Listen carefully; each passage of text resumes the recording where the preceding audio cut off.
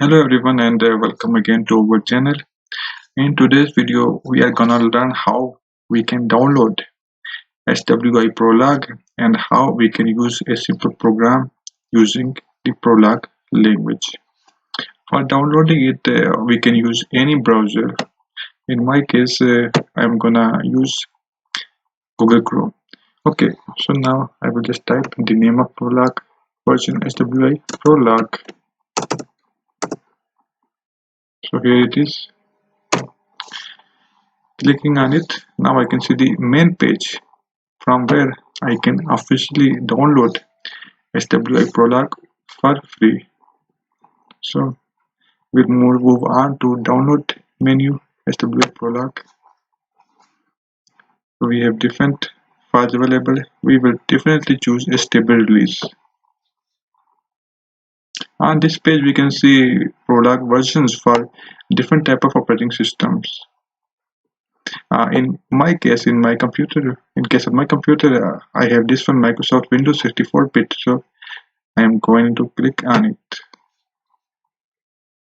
Yes, I understand it. And now click on download. It is downloaded on my computer systems. Now I will click on it to get it installed on my computer system. So now the system is asking permission for the installation of file. Yes, I already have one version. So the system is asking me, do I want to replace it or I want a new copy? So for now I think a new copy. So no. Yes, I agree. Agreement. Next. Next. Yeah, these are the components that I will require. Now it's installing. What I like about Prolog is very lightweight programming language. It do not need much time to get downloaded from internet and also to get installed on a computer system. Now I will click on finish. So now it is installed. About this website, I want to show you that here we have different tutorials for beginners, for advanced level, for the development of web application using Prolog, for cementing net. So if someone is interested to learn something more at advanced level, so they can follow those links. Okay, now we will minimize it and we will come to our Prolog software. SWI Prolog, I will search for it. So here it is. So this window is open as SWI Prolog window.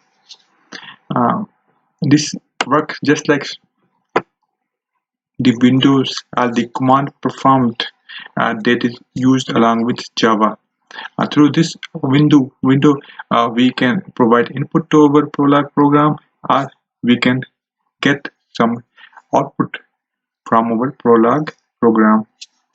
Prolog, basically, for writing a program in Prolog language, we can use any editor. We can use Notepad, we can use WordPad, but I advise you to prefer to write Prolog program in its own editor. So from file menu, we can see here new. Now a new file can be opened and saved in a location that can be chosen from here. Okay, now I will name the new program. It is my Prolog program. Okay, and the Prolog program are always saved with the extension PL. So I'm writing that one. Save. Now it is saved there. The program initially it is empty. Now we can write something here. For testing, let's start with a very simple program. We will write firstly some facts, then maybe a rule, and then we are going to communicate to this Prolog program towards using this window. Okay, let's write some facts. For example,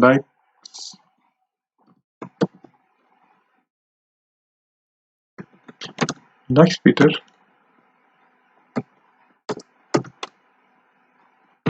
Emil. So for ending up any line or any sentence, we use dot at the end. This is our first argument, first fact that has two arguments.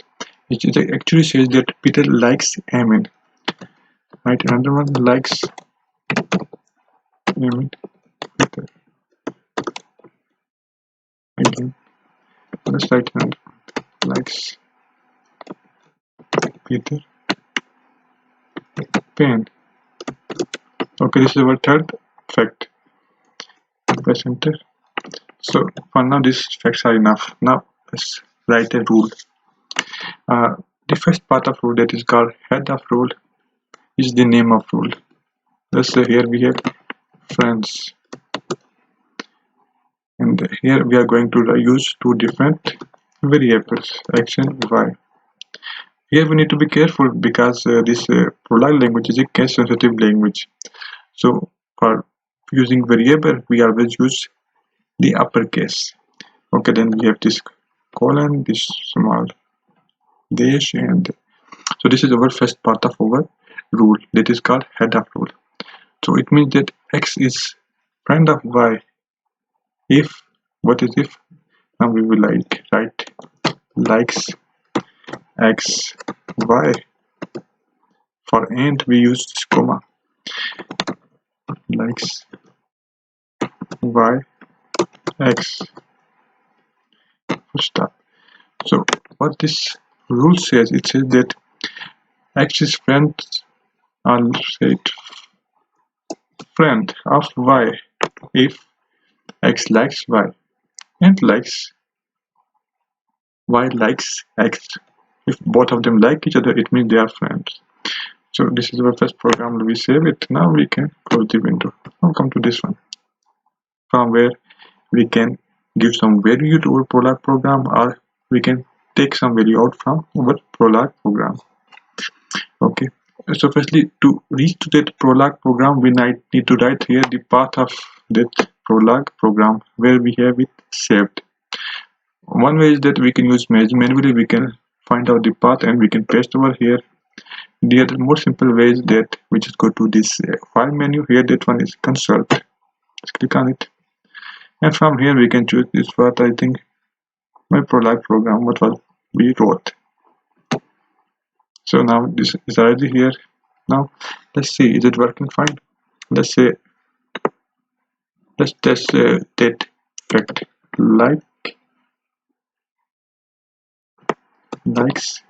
Let's use two variable to see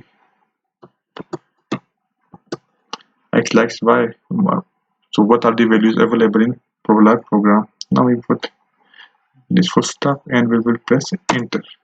So this is x is Peter, and y is Amin. It means Peter likes Amin. Now we will use this semicolon to see if we have some more values for this fact x available in the program. Yes, it's vice versa. Again, yeah, we had three values. All of them are displayed over here. Now we are going to test our rule. That was friend x friend of y. Let's see how many values we can get from here. X friend of y. So what are the values behind there in the program that can cooperate with this rule? Now press enter. Yes, so it means x and y are friend. Why? Because as we discussed before in the Prolog program, x like y and y likes x. Now we use semicolon to see do we have any more values available there? Yes, x and y, vice versa.